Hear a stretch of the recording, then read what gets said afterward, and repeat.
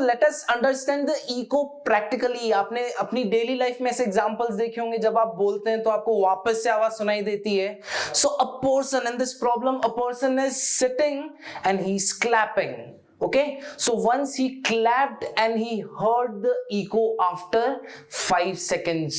तो अब echo produce कैसे होता है, उसके प्रोसीजर पे जाओ। यहां से साउंड प्रोड्यूस हुआ होगा, फिर वो ट्रेवल किया होगा क्लिफ तक, और क्लिफ से रिफ्लेक्ट होके साउंड वापस किसके पास आएगा, पर्सन के पास आएगा। तो इस पूरी प्रोसेस में कितना टाइम लग रहा है, इट इज टेकिंग 5 सेकेंड्स। तो आपको निकालना है इस पर्सन के और इस क्लिफ के बीच में कितना डिस्टेंस होगा। तो आपको स्पीड ऑफ साउंड दी है, that is 346 meters per second. So what is distance? Distance is speed into time. Time आपको दिया है 5 seconds और स्पीड कितनी दी है, that is 346. So if you do 346 into 5, it gives you 1730 meters. तो distance कितनी आ गई मैन के और क्लिफ के बीच में, 1730 meters?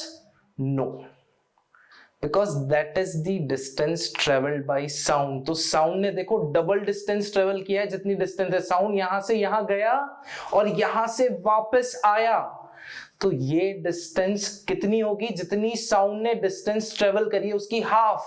तो जो आपने निकाला है 1730, that is distance travelled by the sound. तो आप उसका हाफ करेंगे to calculate the distance between the person and the cliff. So the answer will be 1730 upon 2, that is 865. So be very precise. आप डबल डिस्टेंस नहीं लिख के आओगे exam में, you have to divide it by 2 अगर आपको object और source के बीच का डिस्टेंस पूछा है तो।